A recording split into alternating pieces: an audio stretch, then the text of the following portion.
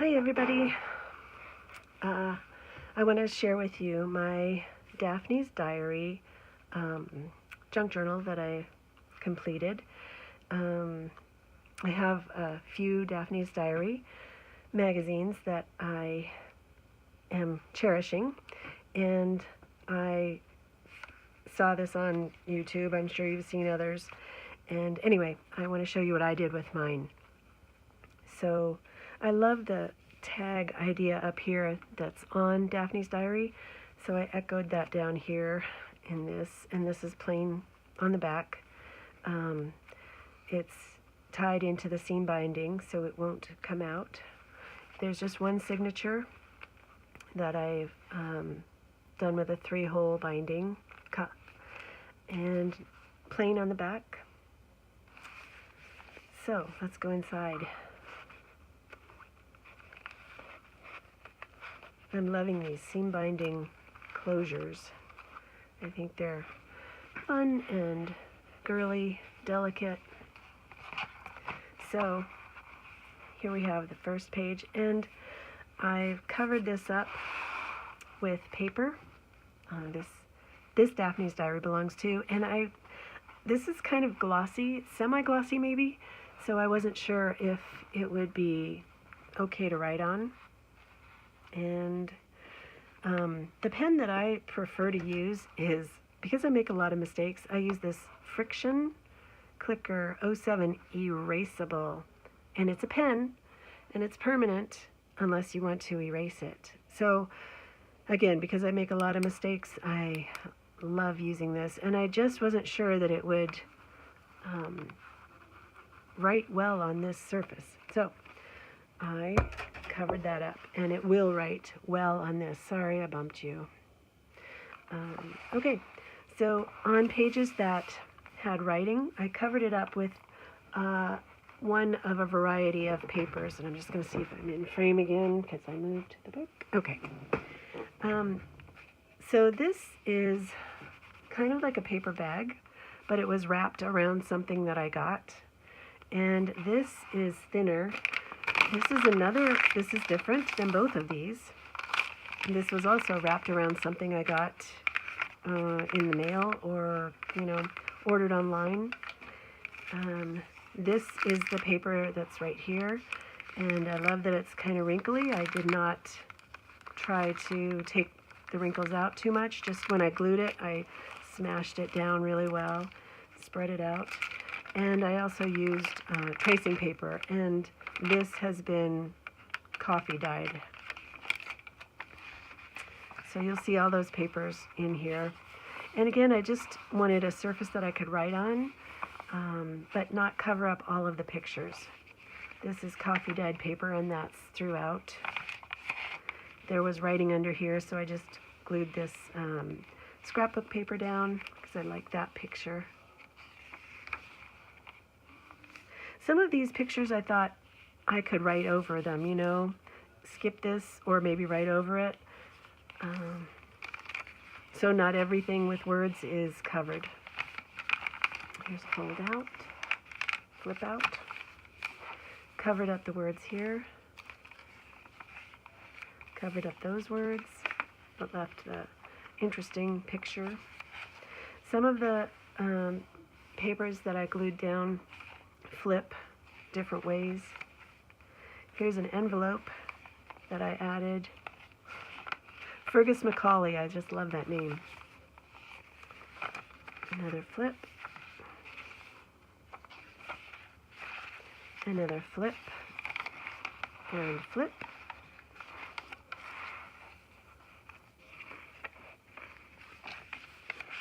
And this is a pocket I made with another page from the magazine, and I had a couple of these pads of paper that I made with parchment, and so I just included that in this.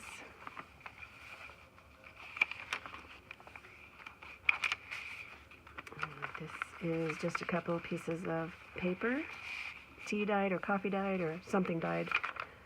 Another.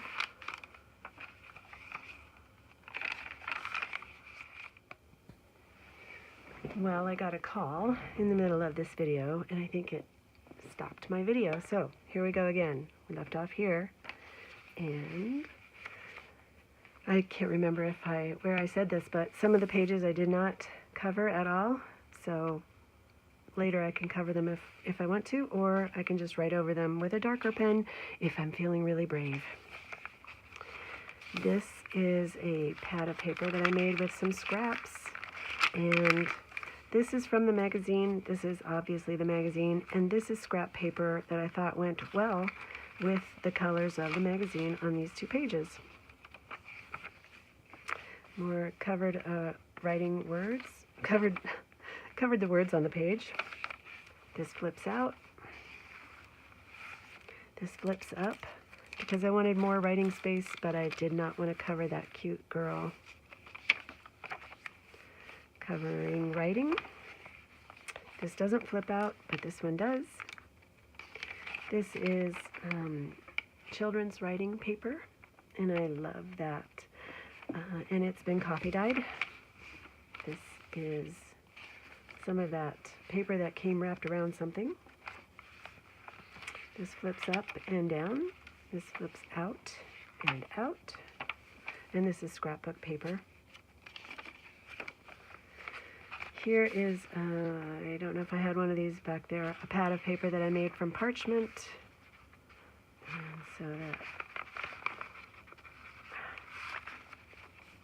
this flips.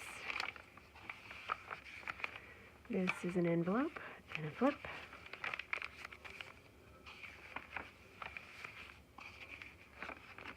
Aren't they pretty? I love watercolors. This is just scrapbook paper. Very simple on the inside. I did not put beads or anything on the threads, but I might go back and put something on them. Yum.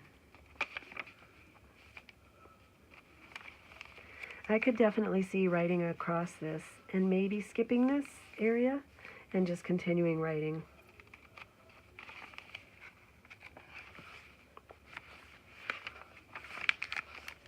This is an envelope with a window, and inside some scrapbook paper, and I just glued this onto both sides.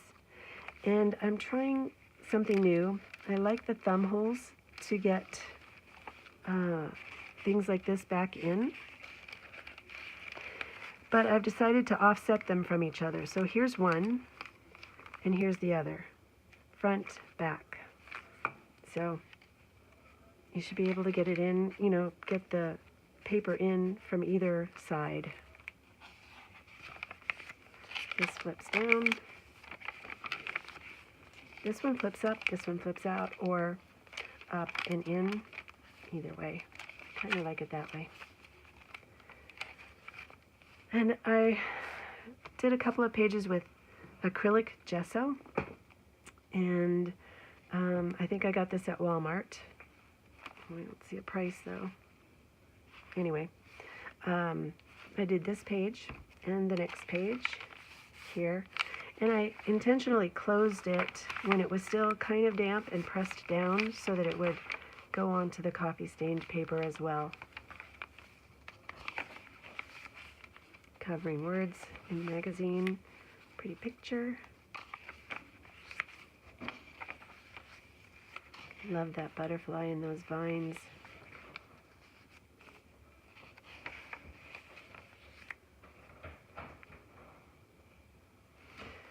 I can hear my cat doing something in the other room, so I'm a little bit distracted. This flips out. Covering words. This flips over. This one doesn't flip. I thought that, that's kind of a unique writing area. Covering words. Covering words. Still pretty pictures. The other side of that envelope. That's an image from the magazine. I love formal tees. So this is a pocket made from a second or another separate page of the magazine, and I just put in 2 coffee-stained pieces of paper from a small notebook, and this flips down, and this flips up. This is a little collage-y thing.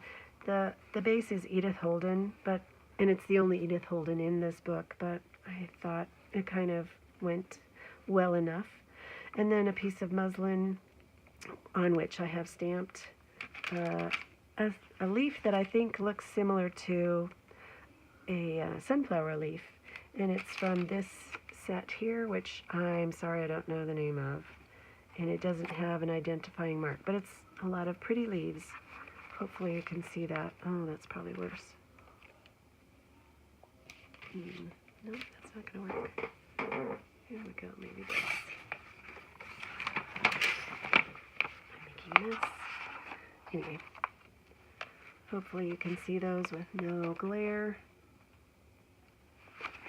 And that's a new set for me. Okay, and that just tucks right in here. And then some music sheet covering words, more of that paper covering, and this one covering, and then this flips down twice, and we're at the back of the book. So that is it.